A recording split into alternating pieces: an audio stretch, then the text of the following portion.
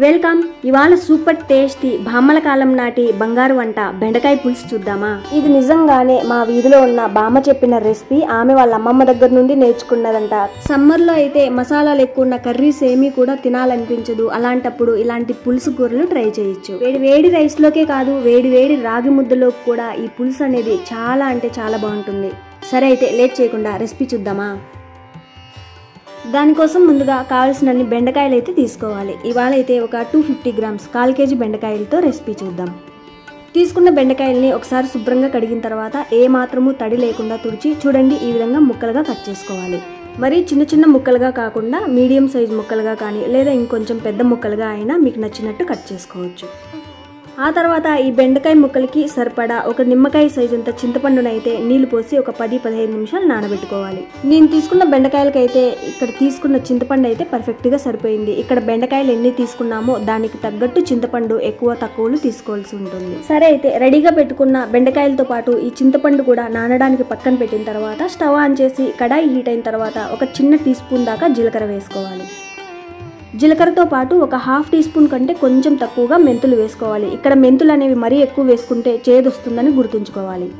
ఫైనల్గా ఒక స్పూన్ దాకా ధనియాలు వేసుకోవాలి. ఇక్కడ ధనియాలు అనేవి లేకుంటే ధనియాల పొడి వేసుకోవచ్చు. ఆ పొడి కూడా ఎక్కడ వేసుకోవాలో తర్వాత చూద్దాం.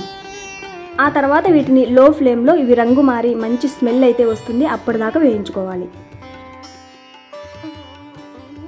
ఇవి బాగా వేగి మంచి స్మెల్ వచ్చాయి అనుకున్నాక వీటిని చల్లారిన తర్వాత ఒక మిక్సీ జార్ కానీ లేదా ఒక రోల్ కానీ తీసుకుని అందులోకి వేసుకోవాలి.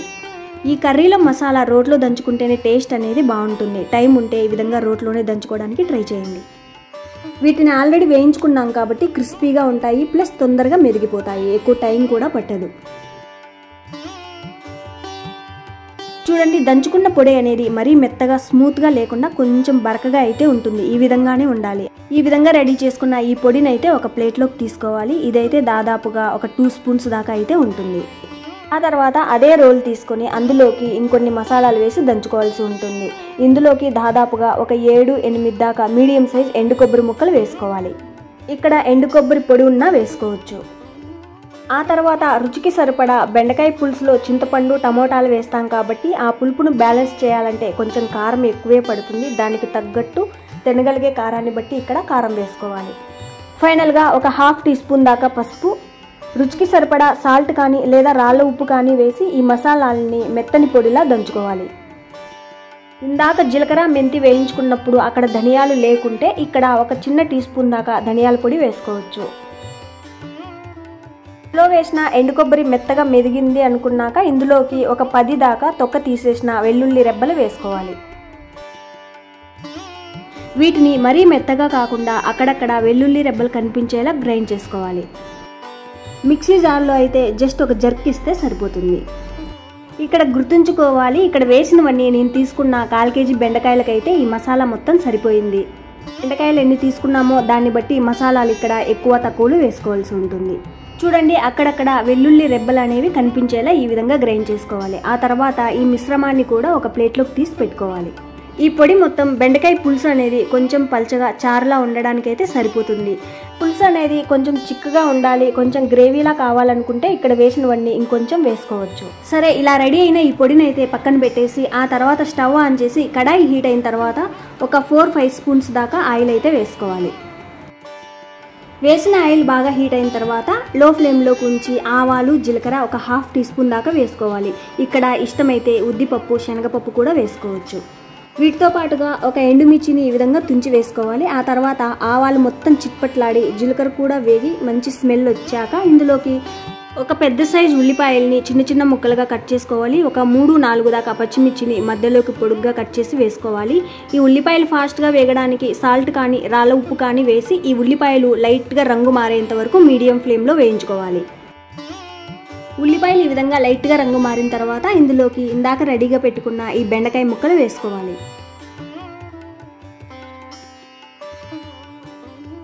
బెండకాయలు వేశాక హై ఫ్లేమ్లో ఒక 2 నిమిషాలు వేయించుకోవాలి. ఇక్కడ ఈ బెండకాయల్ని హై ఫ్లేమ్లో వేయించుకుంటేనే జిగురు లేకుండా ఉంటుంది. ఈ పులుసులోనే కాదు ఏ కర్రీ కానీ ఫ్రై కానీ బెండకాయతో ఏ రెసిపీ చేసినా బెండకాయలు వేసిన వెంటనే ఒక 2 నిమిషాలు హై ఫ్లేమ్లో వేయించుకుంటే జిగురు అనేది ఉండదు. చూడండి, బెండకాయ అనేది లైట్గా రంగు మారి ఈ విధంగా వేగిన తర్వాత ఇందులోకి ఒక పెద్ద సైజు టమోటాను చిన్న చిన్న ముక్కలుగా కట్ చేసి వేసుకోవాలి. వేసిన ఈ టమోటాల్లో పులుపు ఉంటుంది. ఇందులో ఇంకా చింతపండు నీళ్లు కూడా వేస్తాం కాబట్టి ఇక్కడ టమోటాలను కొంచెం చూసుకొని వేసుకోవాలి. టమోటాలు వేసాక ఒకసారి బాగా కలిపి మూత పెట్టి మీడియం ఫ్లేమ్లో ఈ టమోటాలు మెత్తగా మగ్గేంత వరకు మధ్య మధ్యలో కలుపుకుంటూ వేయించుకోవాలి.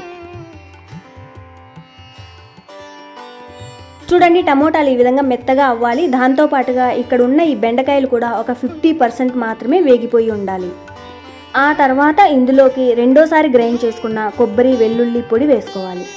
నేను తీసుకున్న 1/4 కేజీకి ఇదైతే ఒక 3 స్పూన్స్ అయితే ఉంటుంది. పర్ఫెక్ట్గా అయితే సరిపోయింది. ఆ తర్వాత ఫ్రెష్గా 4 కరివేపాకు రెమ్మలు కూడా వేశాక ఈ పొడి మొత్తం పచ్చివాసన పోయి మంచి స్మెల్ వచ్చేదాకా లో ఫ్లేమ్లో వేయించుకోవాలి. ఒక 2-3 నిమిషాలు లో ఫ్లేమ్లో వేయించగా ఇందులో వేసిన ఎండు కొబ్బరి వెల్లుల్లి వేగి మంచి స్మెల్ అయితే వస్తుంది. ఆ తర్వాత ఇందులోకి ఇందాక రెడీగా పెట్టుకున్న చింతపండు నుండి గుజ్జు తీసేసి నీళ్ళు వేసుకోవాలి. పులుసులో పులుపు ఎక్కువ కావాలనుకుంటే మీకు నచ్చినంత పులుపు వేసుకోవచ్చు. పులుపు ఎంత వేసుకున్నా కూడా ఆ పులుపుకు తగ్గట్టు ఉప్పు కారం ఉండేలా వేసుకుంటే సరిపోతుంది. ఆ తర్వాత ఇందులోకి తగినన్ని నీళ్లు వేసుకోవాలి. తగినన్ని నీళ్లు అంటే ఈ బెండకాయ పులుసు అనేది పలచగా కావాలా లేదా కొంచెం గ్రేవీలా కావాలా అన్న దాన్ని బట్టి ఇక్కడ కావాల్సినన్ని నీళ్లు వేసుకోవచ్చు. నేనైతే పులుసు అనేది కొంచెం పలచగా చారులా ఉండేలా అయితే నీళ్లు వేసుకున్నాను. ఇలా చేసుకున్నా కూడా రైస్లోకి బాగుంటుంది. ఇంకా రాగి ముద్దలోకి అయితే చాలా అంటే చాలా బాగుంటుంది కూడా. బెండకాయలు ఉడికేదాకా ఇంకా కొద్దిసేపు ఉడికిస్తాం కాబట్టి ఆ తర్వాత ఈ గ్రేవీ అనేది ఇంకాస్త చిక్కబడుతుంది. పులుసుకు తగ్గట్టుగా నీళ్లు వేశాక మూత పెట్టాక మీడియం ఫ్లేమ్లో ఒక 3-4 నిమిషాలు ఉడికించుకోవాలి. ఇందులో వేసిన మసాలా పొడులు మొత్తం చింతపండు నీళ్ళల్లో ఉడికి ఆ ఫ్లేవర్స్ మొత్తం ఈ బెండకాయ ముక్కలకి పట్టి బెండకాయలు బాగా ఉడికేదాకా ఉడికించుకోవాలి. చూడండి, బెండకాయ ముక్కలు మరీ మెత్తగా ఉడికించకుండా ఈ విధంగా ఉడికించుకోవాలి. ముక్క ఉడికింది అనుకున్నాక స్టార్టింగ్లో వేయించి గ్రైండ్ చేసుకున్న జీలకర్ర, మెంతి, ధనియాల పొడి వేసుకోవాలి. ఫైనల్గా కొంచెం కొత్తిమీర కూడా వేశాక ఈ స్టేజ్లో ఉప్పు కారం ఏమైనా తక్కువ ఉంటే వేసుకోవచ్చు.